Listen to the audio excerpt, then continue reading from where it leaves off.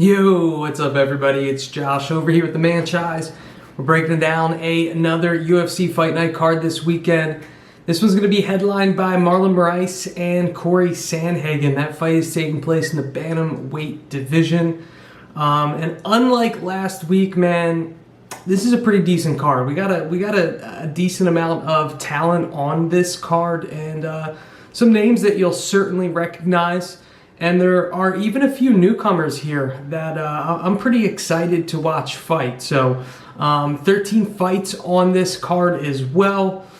This should really be a good one here on Fight Island. Last week, thank goodness I had a lot of Holly Holm exposure.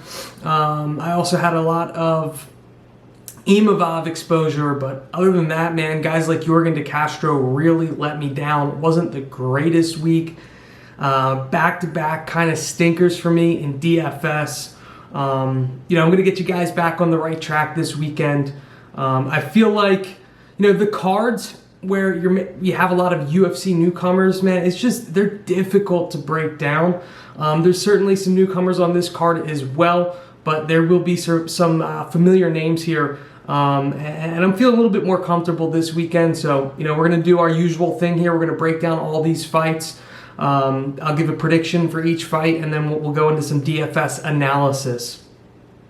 So we'll start off with the main event. It's going to be a 5-round fight between Marlon Moraes and Corey Sandhagen. Start off with Marlon Moraes first. Obviously, former champ, lost his belt to Henry Cejudo. That was about a year ago, and man, I didn't see that one coming. But props to Cejudo. That guy's just a badass. But Moraes has been pretty unbeatable in the UFC thus far. He lost his UFC debut in a close fight to Assunção. Went on a nice little streak, got the belt, and then lost to Triple C, Henry Cejudo. But 4-1 in his 5 most recent fights. Notable victories over guys like Aldo, Assunção, Jimmy Rivera, Aljamain Sterling, that vicious knee, placed it right on his chin, starched Aljo. Now, his last fight against Aldo, I gotta be honest, and it's been about, 8-9 months. It was a super close fight. They gave it to Moraes, split decision. I have no idea how. I watched that fight and I thought it was a clear victory for Jose Aldo. And the UFC thought that as well, which is why Aldo got a title fight against Peter Yan. Nonetheless, it was a close fight. It was a good fight, and Aldo, even though he's getting up there in age, he's still a stud. It's not like a black mark on Marlon Moraes' resume. He will be taking on Corey Sandhagen, who is 12-2 as a professional, 4-1 in his 5 most recent fights in the UFC. He hasn't fought the same level of competition as Moraes. His most recent fight took place about 4 months ago. He was subbed by Aljamain Sterling. I liked Sandhagen in that fight. I thought he was long and lengthy enough to prevent the takedowns, but Aljo just took a hold of his back, and when Aljo has your back, man, his grappling skills are just so good. It's difficult to get out of, and he was rear naked choked. Before that, victories over Assunção, John Lineker, Mario Bautista, Yuri Alcantara. Sandhagen, we know what this guy likes to do. He likes to strike. He's got a little bit of an awkward style. He's super long for the division, 5'11", 70-inch reach. He'll have an advantage in this fight, just like he does in just about all of his fights in the bantamweight division when it comes to height and reach. He's about 5 inches taller than Marlon Moraes, and he's got 3.5, 4-inch reach advantage as well. And he's really going to need to control the distance in this fight, in my opinion, because though Corey Sandhagen has some really slick boxing, it is a little herky-jerky and awkward at times. And Marlon Moraes is definitely the more powerful striker in this one. Corey Sandhagen, high volume, kind of has a style similar to Max Holloway, where he's going to touch you up with that jab repetitively. And if he can control the distance in the fight, it certainly should help him. Problem is, on the other side, Marlon Moraes is no slouch, man. He's got some vicious kick techniques. He's got a vicious right hand. That overhand right can put anyone out. And I don't know if Sandhagen has been in a fight within the UFC with anyone with Marlon Moraes' striking power. I was going over his resume. I guess at one time Assunção was pretty heavy hitter. Lineker, he's got a victory over Lineker. It was a split decision. That was a close one. Lineker did land some good shots on him, but Sandhagen just a lot more volume. This is definitely, and Lineker at that point was basically on a downward slide in the UFC, and he's since been cut. I think Marlon Moraes, this is a fight that's going to probably remain standing. Now I say that, and we've seen in a ton of fights where Corey Sandhagen gets into these scramble situations, which he's really good in, and he's got decent jiu-jitsu. I don't think he has better jiu-jitsu than Marlon Moraes. We don't really need to see a ton of jiu-jitsu from Marlon Moraes in the UFC. He really does rely on his striking, but if you look at his resume, and I think he has a brown or black belt in jiu-jitsu. He's got some submissions, victories, guillotine chokes, rear naked chokes as a professional before he made his way to the UFC. So, like I said, I think this one stays striking. It'll be interesting to see how Sandhagen deals with Marlon Moraes' power. It'll be interesting to see how Moraes deals with Sandhagen's length.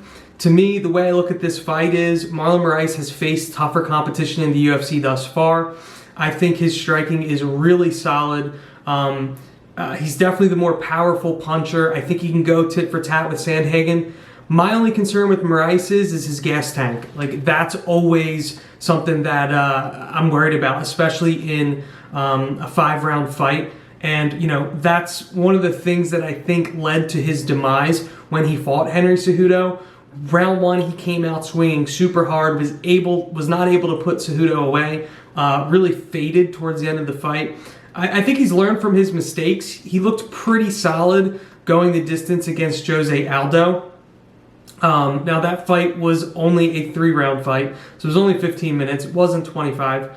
And this one could shape up to be a 25-minute fight, but I actually think Moraes comes out here and is able to finish Corey Sandhagen. I wouldn't be surprised if he clips him and then finishes him with some ground and pound. That would be my prediction. When it comes to the odds here, I was shocked that Moraes was an underdog at plus 120 and Sandhagen's a favorite at minus 140. Doesn't make a ton of sense to me, really. I don't necessarily get why the odds are the way that they are.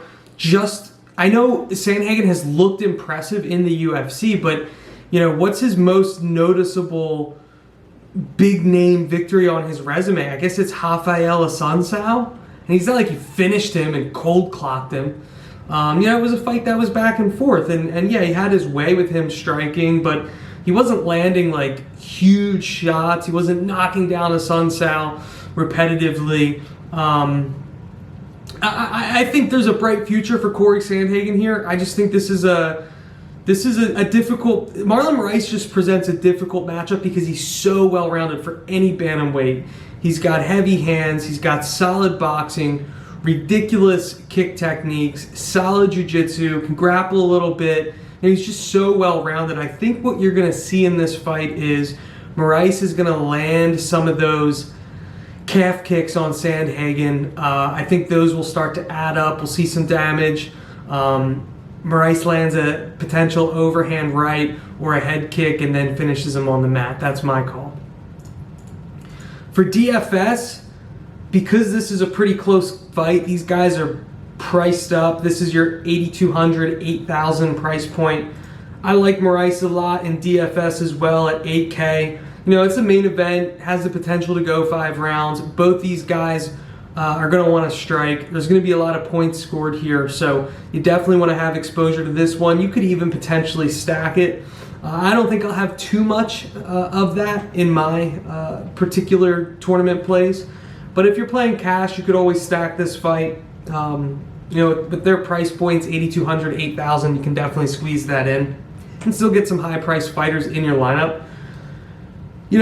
For Sandhagen, he's great in DFS because of the volume. If you look at his first 4 fights in the UFC, 133 points, 109 points, 120 points, 100 points. and to have him priced at 8,200, he definitely looks like that's a juicy price point. I think he's going to have a lot of ownership. Only 66 points against the Sunsal though, and then of course he lost early in round 1 to Sterling, put up 1 fantasy point. I don't think we'll have this. I don't think we'll see that occur again. I'm going to have exposure to both these guys. For Moraes, he doesn't have the same output, but he definitely has more finishing potential. So when he subbed the Sunsal, 111 points.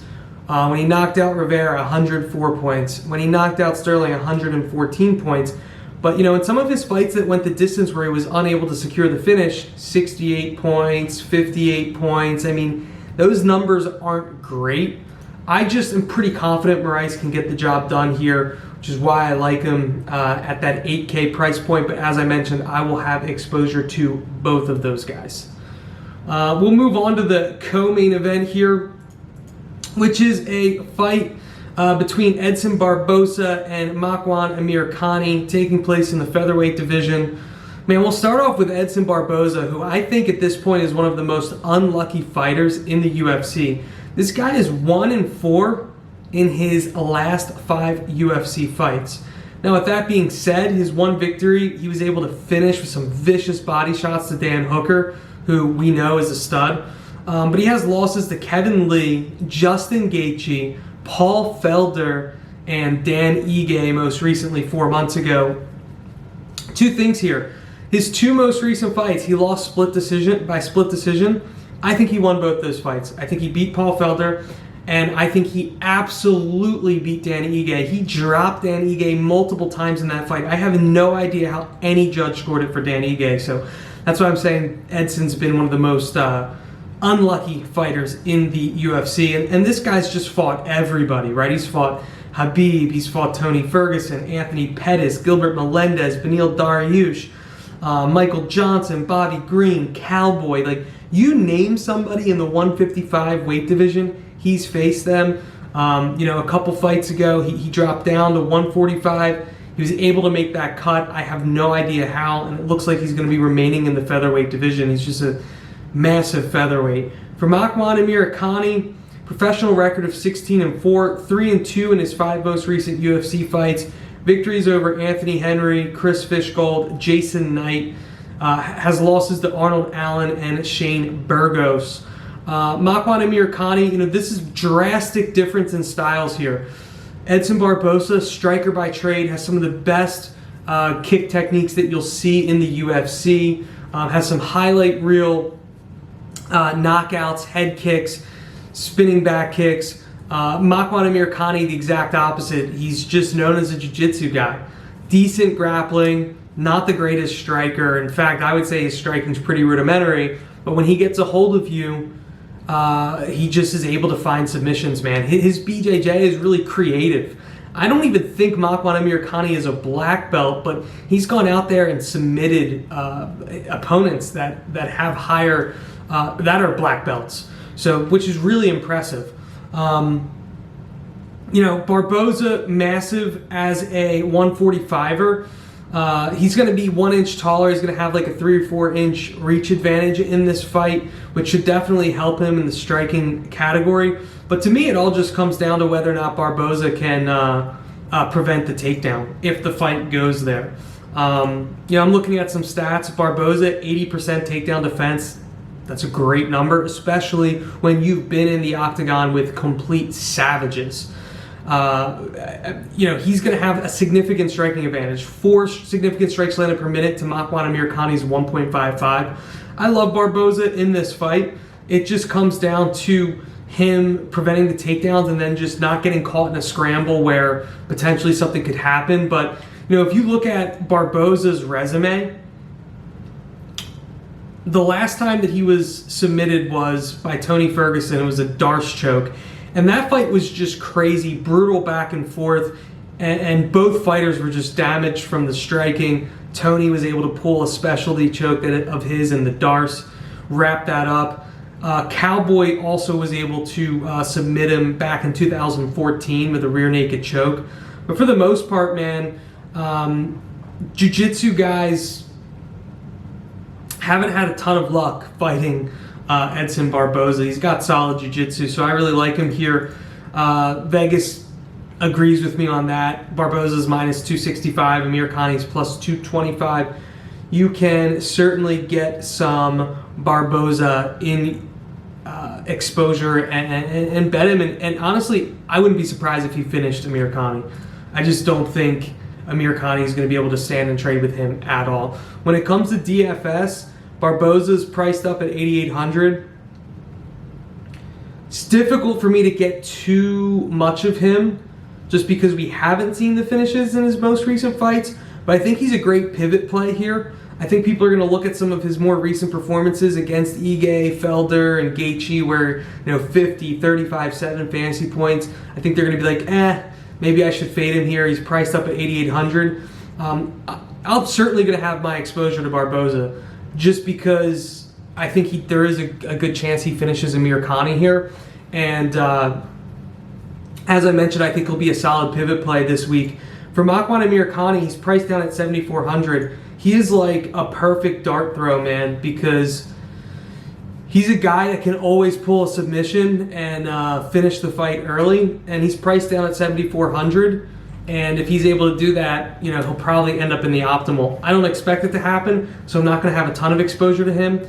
But if you're playing in GPPs, you need to sprinkle someone in the low sevens. You could do worse than a guy like Amir Khani, who we know can pull off submissions in the UFC. One of the things I want to point out about Amir Khani is just go back to the Shane Burgos fight. He really struggled in that fight. He was able to secure some takedowns, but Burgos was able to pop right back up. I think we'll see that here in the fight against Barboza, and eventually Burgos was able to just finish Amir Khani. I think it's going to be a very similar fight this time around with Barboza as Amir Khani had with Burgos. All right, so the next fight that we are going to break down here is a fight that's taking place in the middleweight division. We got a UFC newcomer in this one, Dricus du Plessis versus Marcus Perez. We'll start off with Marcus Perez since he has some UFC experience. This is a guy that's just traded win-loss back and forth, and he's 2-3 in his 5 most recent fights. He lost the fight to Eric Anders, he's lost the fight to Andrew Sanchez, and he's lost the fight to Wellington Turman. But he does have victories over Anthony Hernandez and James Boknovich. Marcus Perez is he's an interesting cat. He's pretty flamboyant striker. He's got some of that like capoeira style. Trains with a good team, an American Top Team. Throws pretty hard. But so far, when he's faced tough competition in the UFC, he's just come up short. Dricus du Plessis, on the other hand, this is a guy that is a KSW veteran. He fought for a belt over there, actually won the belt at one point, beat Roberto Soldic, and then in their rematch took a loss, took some time off, had another victory. He's now 4-1 in his 5 most recent fights. And if you just go down the list, man, this guy has a ton of finishes. Guillotine choke, punches, guillotine choke, punches, guillotine choke, rear naked choke. I mean, this is a guy that's going to fight for a finish, which is what I like to see. These guys are just about even in size. Marcus Perez is an inch taller, but he will have a 2.5 reach disadvantage. So du Plessis is the longer fighter. Here's the thing. Vegas is telling you all you need to know about this fight. Du Plessis is making his UFC debut, fighting a UFC veteran, and he is the favorite in this fight. And it makes sense because, as I mentioned, it's not like he's coming from some regional area. I mean, he fought for KSW. He had a belt over there, which is, a huge, big promotion over in Europe. I love du Plessis at minus 160. I feel comfortable with betting that fight, and I would expect him to finish Marcus Perez in this one. When it comes to DFS, I love du Plessis priced at 8,400, man. It's just a guy that can pull off finishes like that, someone you want to target, and you don't have to pay in the high 8s or low 9s to get a guy with that finishing acumen in your lineup. So I'll have a ton of exposure to him. This is a fight you probably do want exposure to. So if you want to have a little bit of Marcus Perez, you certainly can. He has pulled off some submission victories in the UFC. And I don't know if he's for sure the better submission or jiu-jitsu practitioner than Duplessis. They're pretty even based on my research. But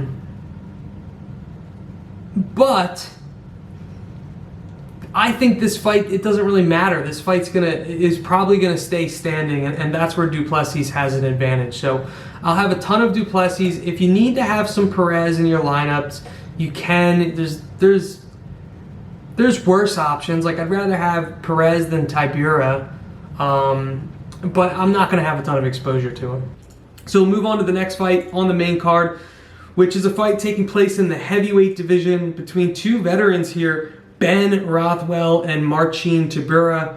We'll start off with Ben Rothwell. Has been around forever, 38-12 record, on a nice little 2-fight win streak, but 2-3 in his most 5 recent UFC fights. It's nice to see Ben Rothwell is becoming a more active fighter again, right? So he beat Ovince St. Preux. It was a split decision victory, but in all honesty, I think he should have won that one unanimously 4 months ago. Knocked out Stefan Struve. But he also has some tough losses, man. He lost to Andrei the Pitbull Arlovsky, he lost to Blagoy Ivanov, and then you got to really go back 4 years ago to when he was beat by Junior Dos Santos. Marcin Tybura, fighting out of Poland. He's on a 2-fight win streak as well. Victories over Sergey Spivak and Maxim Grishin. So the funny thing is, these guys, their fighting styles are similar. Not only that, they're both on 2-fight win streaks, and both of their opponents that they beat most recently were light heavyweights, making the transition up to heavyweight in Grishin for Tybura and Ovince St. Preux for Rothwell. Both these guys are size up pretty well. Rothwell's an inch taller, is going to have a 2-inch reach advantage. But what I want to talk about in this fight is these are both heavyweights that do not fight with a ton of urgency nor a ton of output. Both these guys, really what they want to do is just grind on you. And generally they're the heavier guys in the octagon, and they're able to do that and have some success with it. But because these guys match up so evenly stylistically and in size, it'll be interesting to see how this one goes down. What I think is going to happen in this fight is, I think this fight is a lock to go the distance. I don't see either one of these guys finishing the other. I think you're going to see a lot of clinch fighting.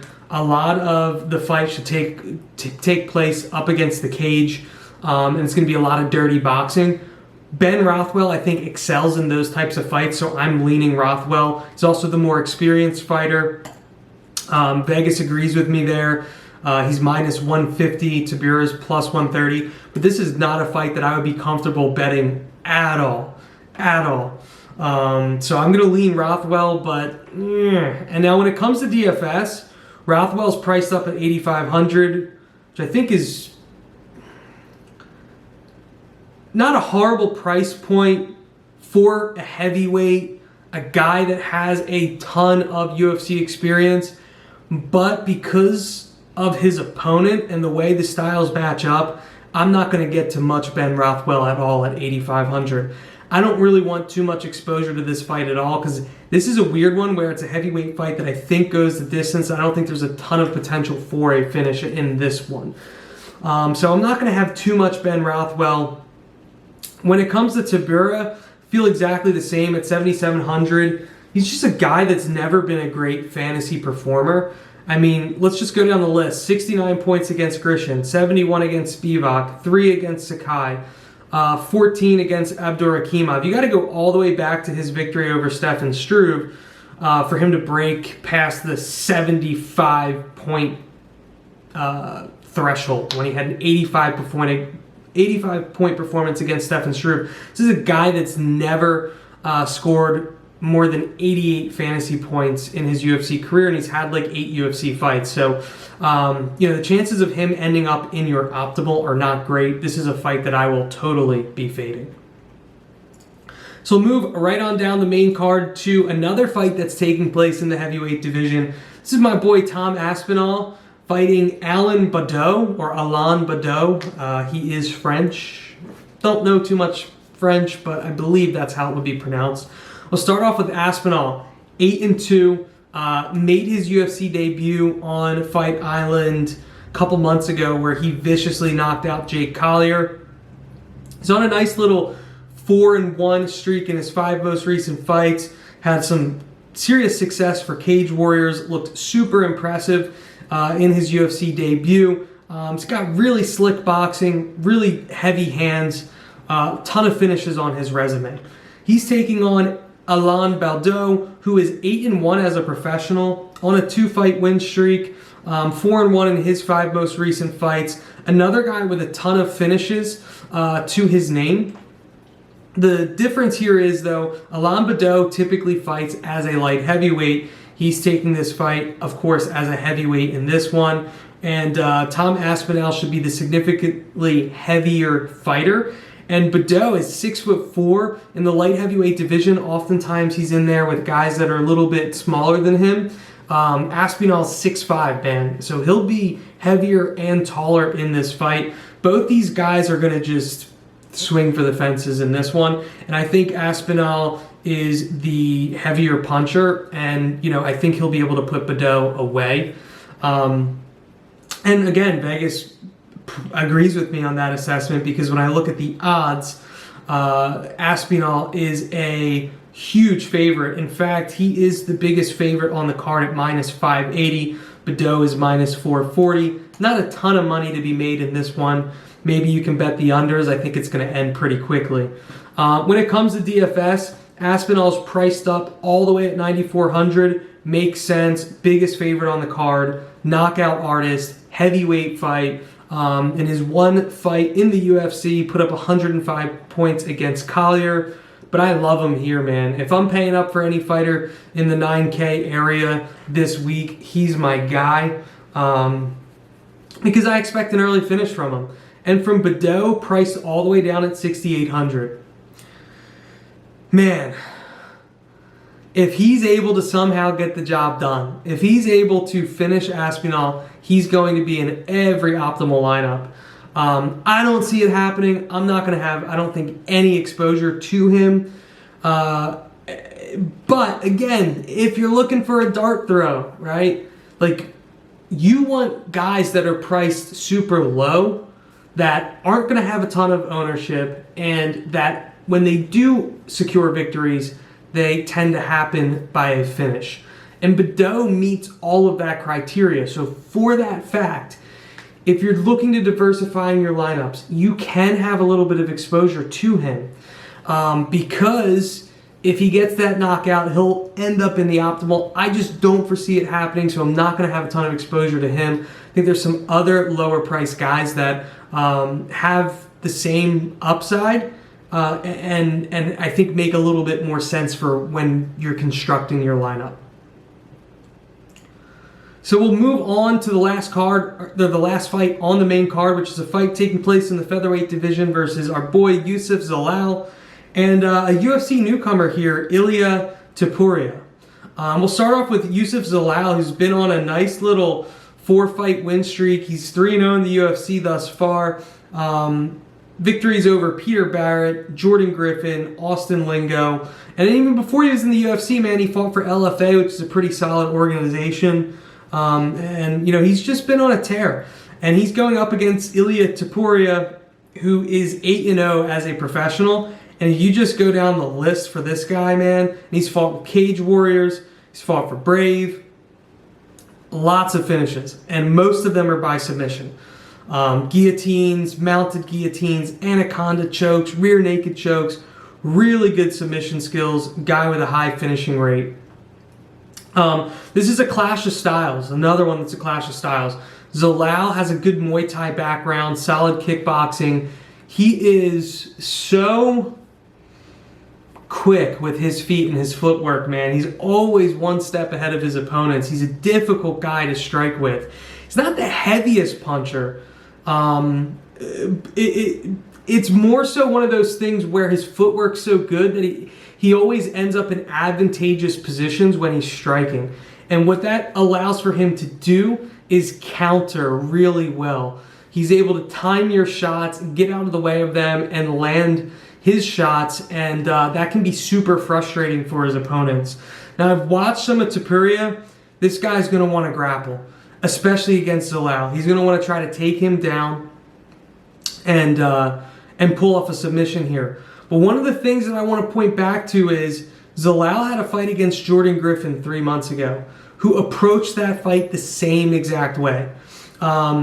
He realized pretty early in that fight that he was not going to be able to strike with Zalal, and it was just one takedown attempt after another takedown attempt. And there was a few times where he was able to get Zalal to the mat, but Zalal did a really good job using the cage to his advantage and popping right back up. And when breaking down this fight, that was my concern when looking at this fight and trying to figure out what is Topuria's path to victory, because his path to victory is getting Zalal to the ground and then working in some of his jiu-jitsu. But if Zalal is able to just continually pop back up, it's going to be a super frustrating fight, because I don't think Topuria is going to be able to strike with Zalal. Zalal's got a 72% takedown defense, which is decent, but that number's misleading because a lot of those takedowns were just, he popped right back up right away. So Vegas actually has this fight. I'm pulling up the odds. Zalal minus 170, Topuria plus 150. That makes sense to me. I don't know, it's tough for me to say bet this fight one way or the other, because this is Topuria's first UFC fight, and who knows, maybe he goes out there and is just, pulls a Chimaev and takes this guy down and subs him. It could happen, so I'm not going to advise you to bet this fight, even though I lean Zalal.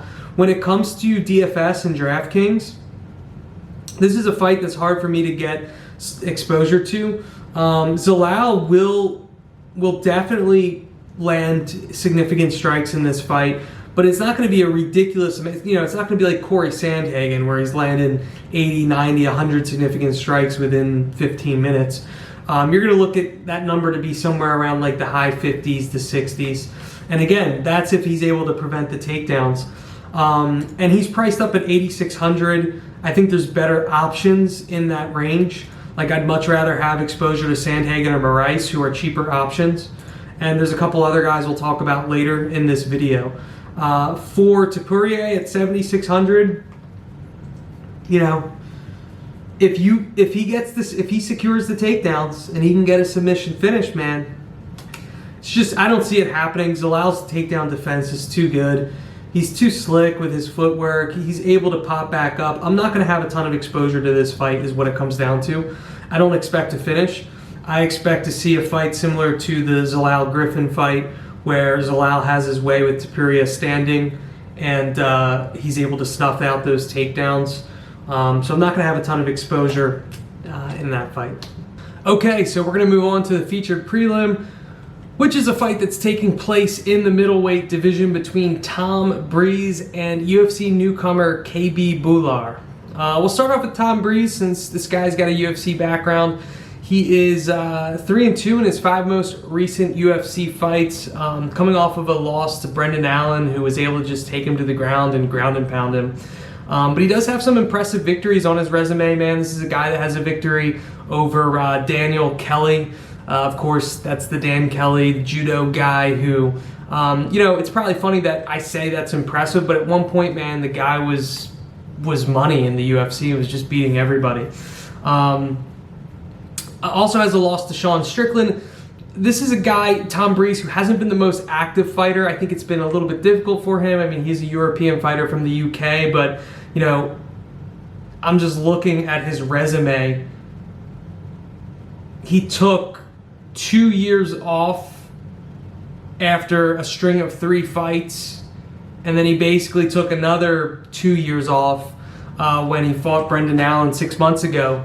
So it's nice to see him get back in the octagon again pretty quickly. KB Bular, this is a guy that's 8-0 as a professional. And I was just looking at his resume. He's got a decent amount of finishes on it, which is what I like to see. He's got some submissions, Darce chokes. He also has some finishes just by striking. I was able to watch some of his fights. He looks impressive, but in all honesty, the level of competition that he's faced has not been great. So I looked at his resume: victory over Matt Dwyer. Dwyer had a record of 11-5. Victory over Cody Cran, 16-13. Derek Boyle, 13-12. Corey Atkinson, 4-8. It's sometimes tough to get a read on these fighters because you're watching them and they look really good and impressive outside of the UFC when they're on that regional scene. And a lot of that could be a result of their opponents. If they're not fighting the toughest competition, then it's hard to get a good gauge on. I do know one thing: Tom Breeze is a heavy hitter, man.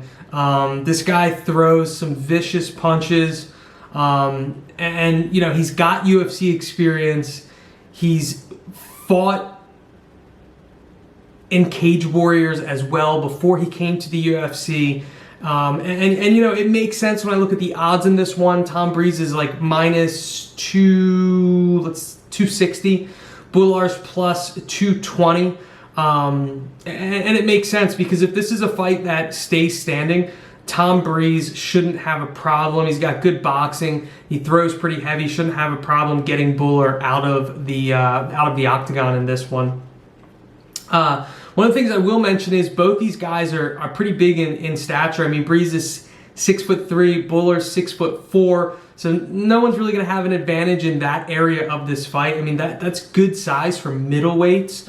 Fighting at that 185 weight class. How I expect this one to go down?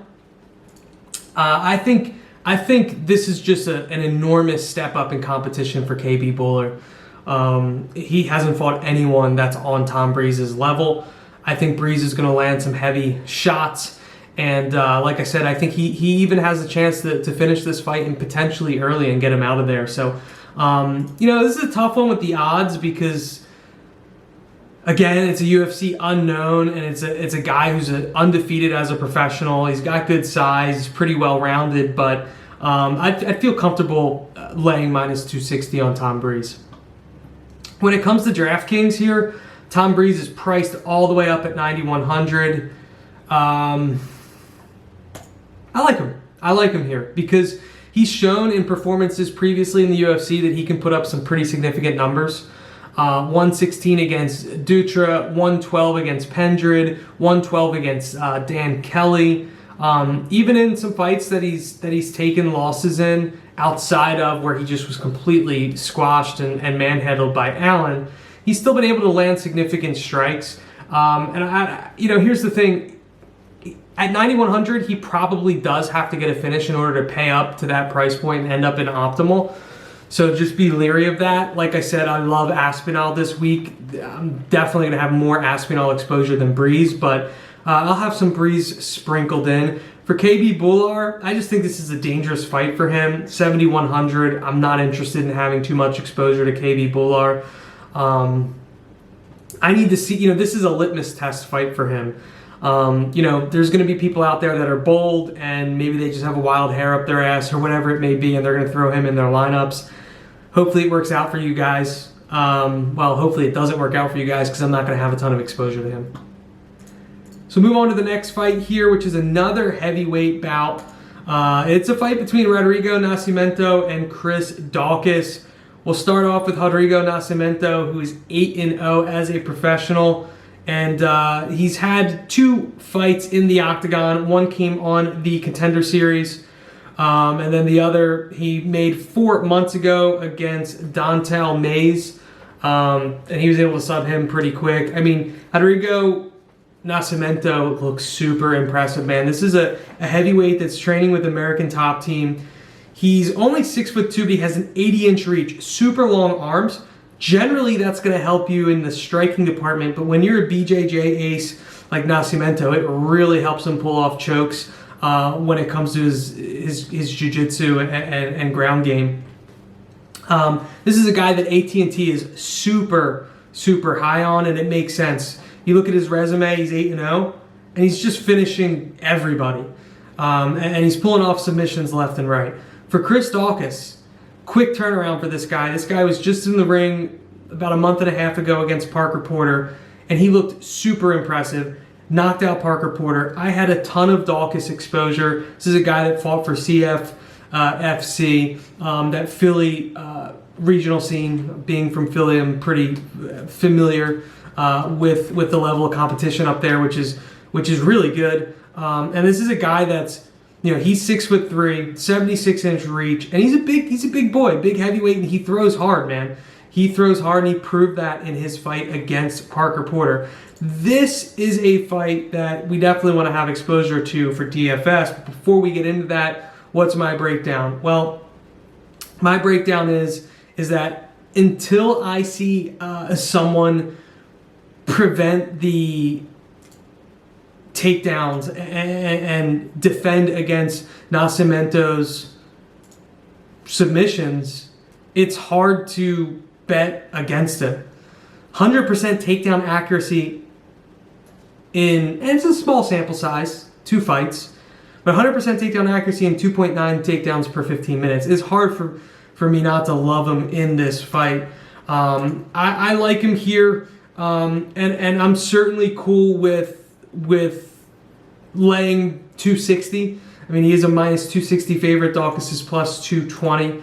I think he's able to take Daukaus down and get the job done. When it comes to DFS, this is a fight you want to have exposure to. So Nascimento priced up at 9,200. This week it's what you're picking is, am I going Aspinall or am I going Nascimento, or am I trying to squeeze both of them in my lineup? That's how I look at it. I'm going to have a ton of Nascimento in my lineup. I think he can pull off a finish. If he gets Daukaus on the ground, it's only a matter of time before he subs him. For Daukaus, 7K, hey man, you want to have exposure to this fight? Again, another guy, we always talk about this. There's certain guys that become good dart throws. Daukaus is one of those guys. Definitely get a little bit, if you're going to play in a ton of GPPs and a ton of tournaments, you want to have a little bit of Daukaus exposure, because these are heavyweights, someone's going to get finished here, and if it's Daukaus at 7K, he's going to be in the optimal. So I'm not going to have a ton of exposure to Daukaus. I might have some contrarian lineups where I have some exposure to him, but I'm high on Nascimento in this fight, so mostly Nascimento. I'll have a couple GPP tournament entries that have some Daukaus sprinkled in because I'm expecting a finish in this one, and he is a heavy hitter. Maybe he will be able to prevent the takedown attempts that are inevitably going to come from Nascimento in this bout. So we'll move on to the next fight here, which is another one I'm looking forward to. This is a fight that's taking place in the middleweight division between Impa Kasanganay and Joaquin Buckley. We'll start off with Kasanganay. Quick turnaround, just fought Maki Pitolo a month ago. And he won that fight, went the distance. I really liked Kasanganay in that fight.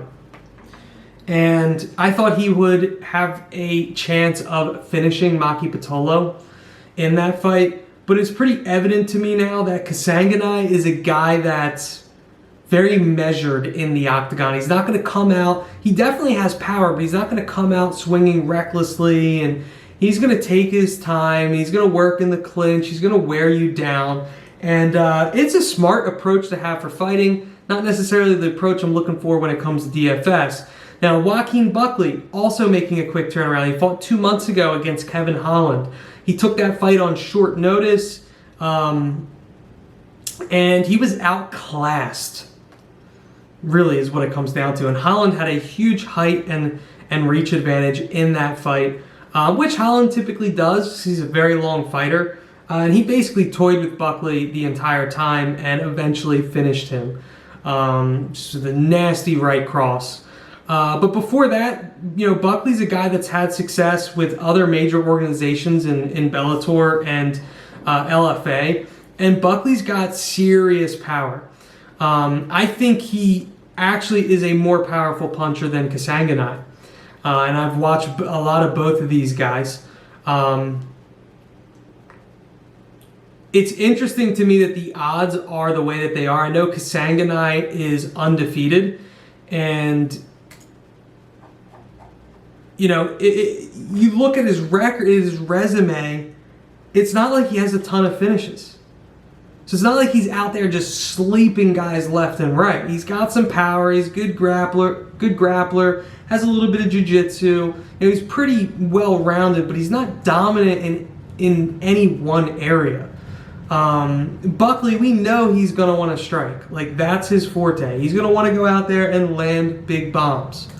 I'm surprised Vegas has the odds the way that they do.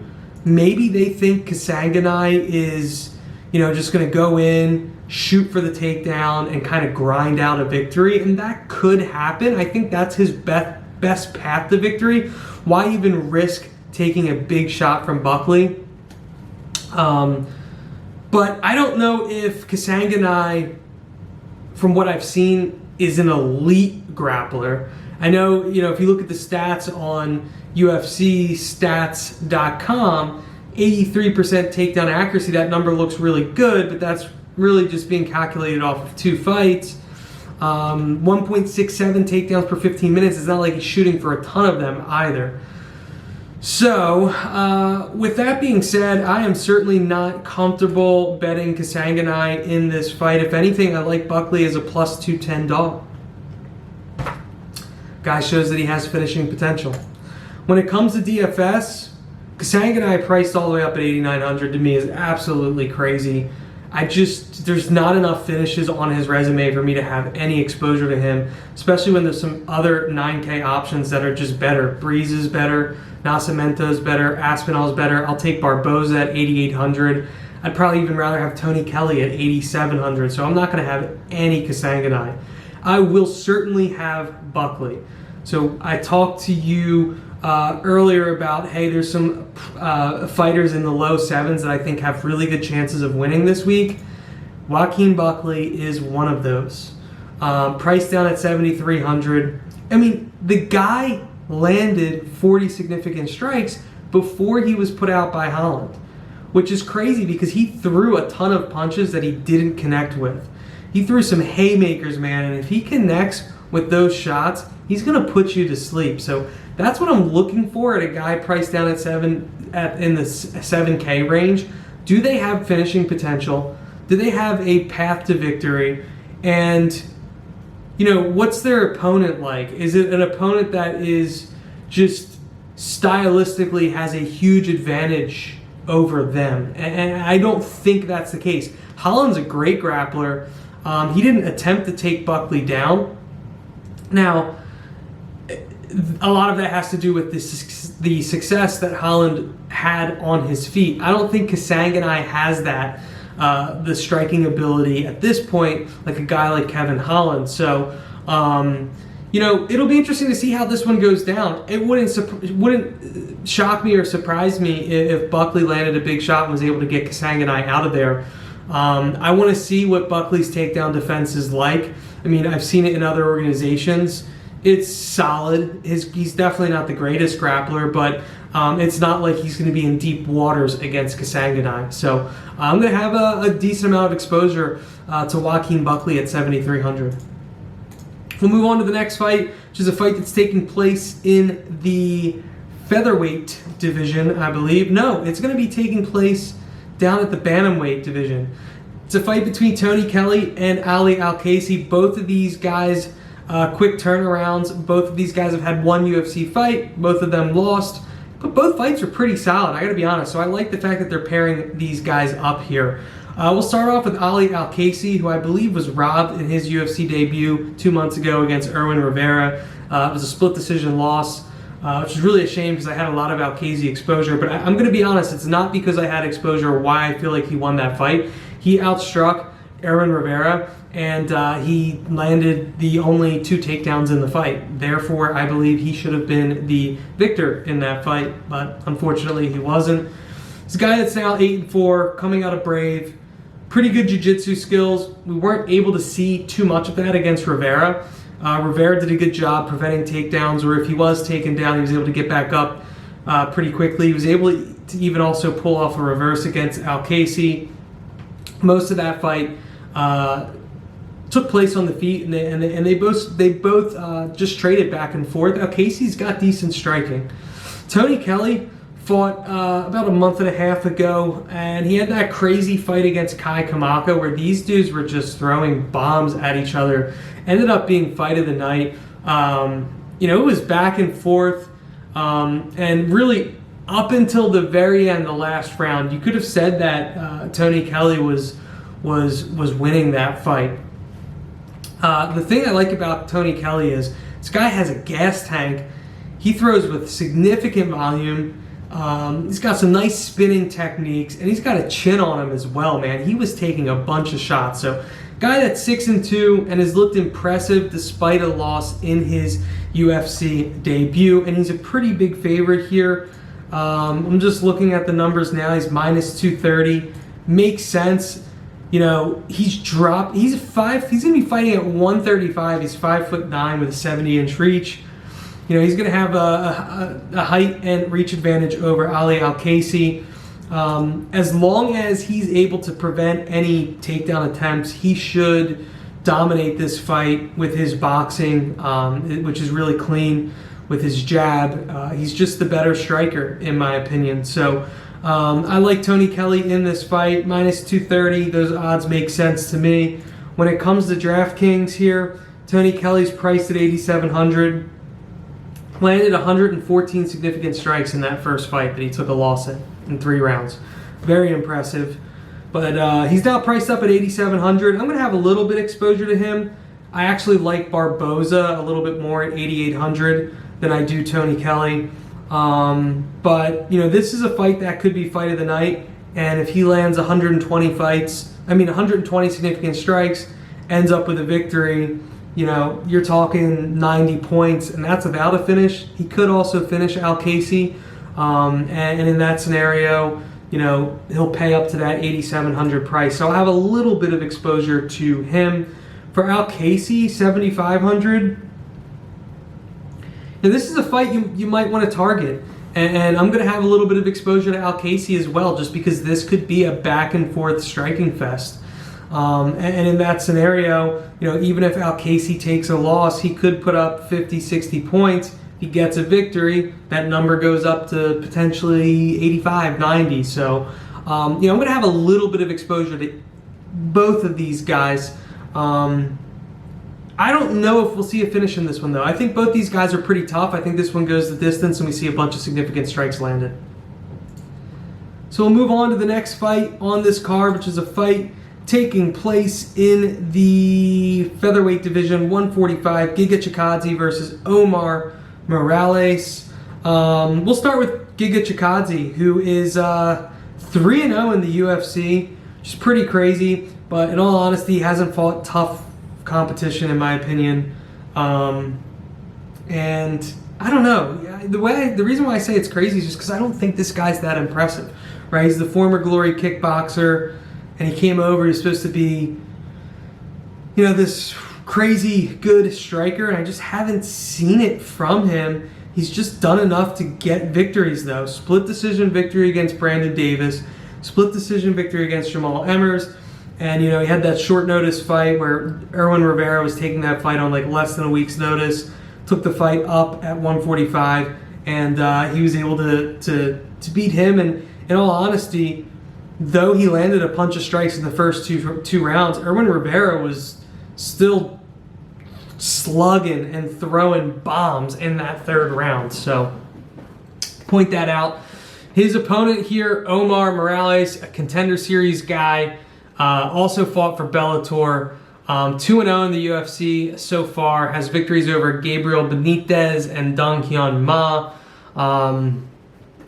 Man, these guys I think really match up quite nicely. I think they're similar fighters. I want to pull up some stats on this one. And absolutely, the numbers are just so similar. Omar Moraes, 3.85 significant strikes landed per minute. Giga Chikadze, 3.31. Striking accuracy, 44% for Chikadze, 37% for Moraes.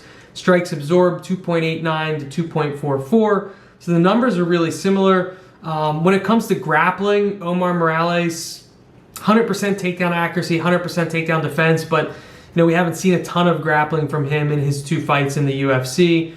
For Chikadze, he has been taken down. He's a guy that wants to keep it standing. This is one that I expect to stay standing. I don't know if either one of these guys is capable of finishing the other, but I lean slightly towards Omar Moraes, which makes sense. He's minus 155. This is a toss-up fight. Yeah, I guess I'd be comfortable betting Moraes at 155. I also like the overs in this one. You know, Chikadze's got the kickboxing background. Moraes is, and these guys are basically both the same size. I think Moraes is just as good of a striker, though, in all honesty, from what I've seen from both of these guys. And I think Moraes will have a little bit more output, which should help him if this ends up in the judges' hands. When it comes to DFS, this isn't a fight that I want to have a ton of exposure to. You know, these guys, the odds are so close. Moraes is 8,300.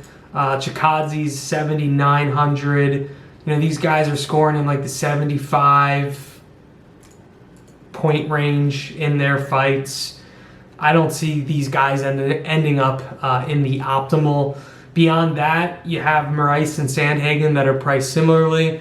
So it's difficult for me to get to any Moraes or any Chikadze because I'd rather pay for Sandhagen or Moraes at basically the same price point because it's a 5-round fight.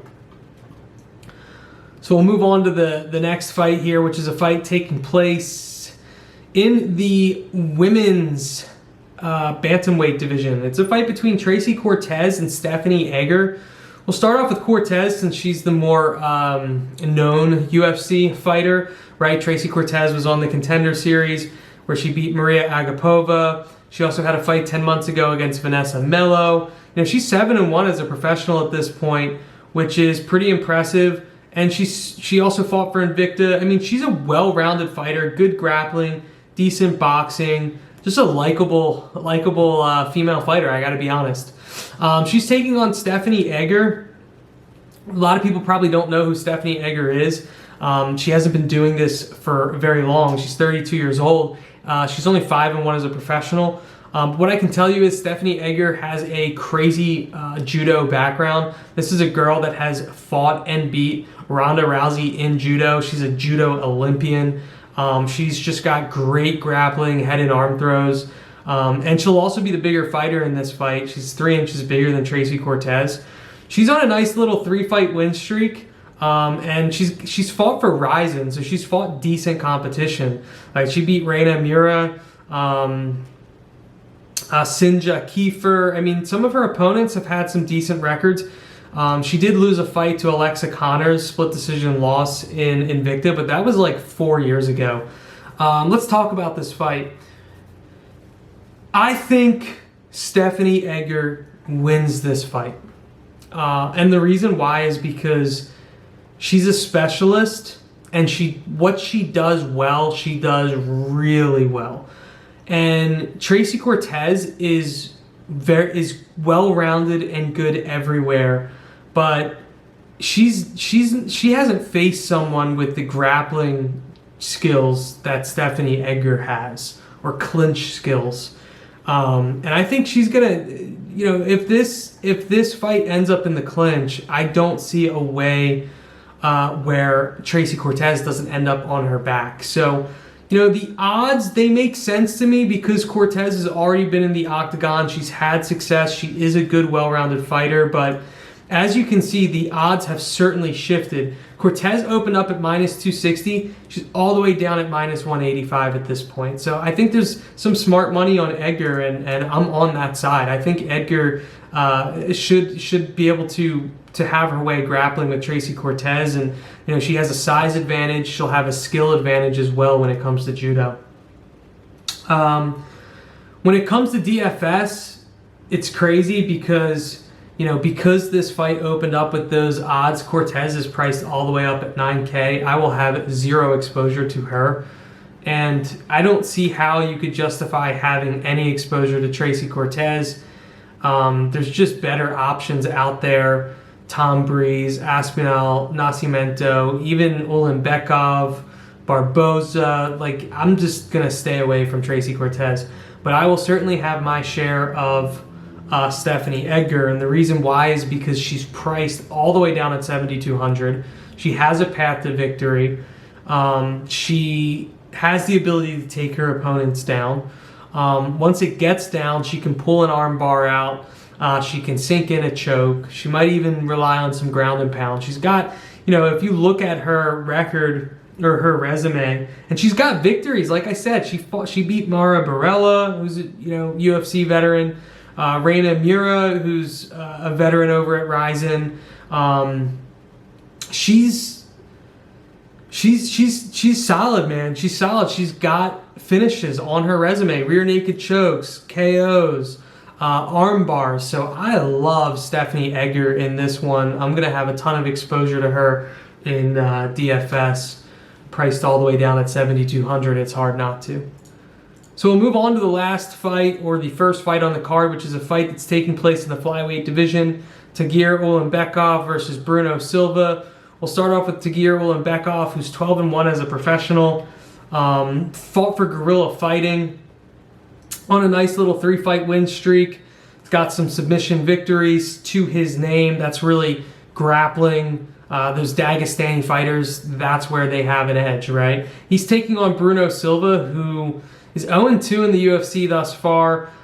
He was subbed by Khalid Taha, and then he also lost a fight 6 months ago to David Dvorak. It's tough for Bruno Silva because he hasn't looked horrible in his fights in the UFC. When he was subbed by Taha, that took place in the 3rd round. So it was kind of back and forth in the first 2 rounds. And then he went the distance against Dvorak. He was able to secure 3 takedowns and land 45 significant strikes. So, this is an interesting one because the odds gap is massive. Ulanbekov's -410, Bruno Silva's +330. And I get it. Ulanbekov's got great grappling. He's also the longer, rangier fighter. Probably will have an edge when it comes to striking too. But it's still the guy's UFC debut, and he's not taking on a slouch. So, I'm not betting Ulanbekov at -410, but I certainly expect him to get the win. When it comes to DraftKings, it's hard for me to pay up 9,300 for a flyweight when there's a bunch of other options on this card, which we've already talked about. I don't want to beat a dead horse. So I'm not going to have a ton of Ulanbekov. I'm not going to have a ton of Bruno Silva either, just because I think he'll probably be taken down here pretty easily, and he certainly could get subbed. Just not interested at his price point at 6,900. So this is a fight that I'm definitely going to stay away from. Just cool with me because first fights, they're always crapshoots. All right, so we're moving on to the Moneymaker segment here, man. And this is where I'm going to provide you guys a lineup and give you a little explanation as to why I'm constructing it this way. And as always, we're going to start with the highest price fighters, make our way down to the lowest price fighters. And again, when I put these lineups out, man, I'm searching to get the optimal. So this is what I got for you this week. We're going to start off with Tom Aspinall at 9,400, heavyweight, heavy hands. I'm hoping that he can get an early victory, give us that 100, 110 points out of the first round against Alain Baudot.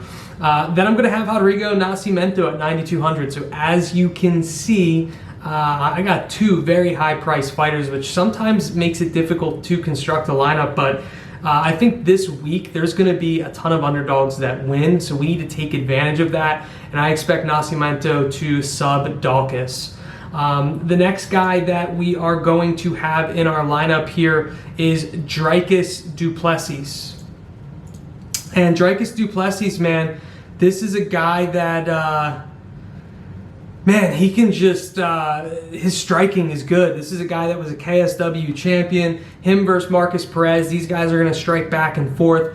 I really like Du Plessis in this one. Good kickboxing skills, a lot of finishes. Can also choke his opponents out, and at 8,400 just makes sense to have in your lineup. Marlon Moraes at 8K, 5-round fight. I think he has the power advantage. I think he also has an advantage when it comes to jiu-jitsu. I think we'll see, as I mentioned earlier on in this video, a finish. I think he'll be able to finish Sandhagen. Joaquin Buckley at 7,300. He's my dart throw of the week. He's a guy that I think could finish Kasanganai, throws super hard. And, Sandhagen, if he is unable to take Buckley down, if he's unable to make it into a dirty grappling fight, Buckley could land a shot on that chin and put him out. He definitely throws hard. And then Stephanie Egger at 7,200, I'm going to have a ton of exposure to her. She's a girl that I think ultimately wins this fight outright, which, it's hard to not have someone priced all the way down at 7,200 in your lineup. So even though I'm going with a top-heavy lineup, I still have 500 salary left over with this lineup. If you don't like Duplessis, you can take him out and swap in a guy like Barboza. You can certainly afford him and keep the rest of that lineup constructed that way and feel pretty confident. So again, as always, thanks for tuning in, everyone. If you could like this video, subscribe to this channel, and my goal here is to share some wealth and to make sure that you guys continue winning money and making money. So shout out to everybody, and good luck this weekend.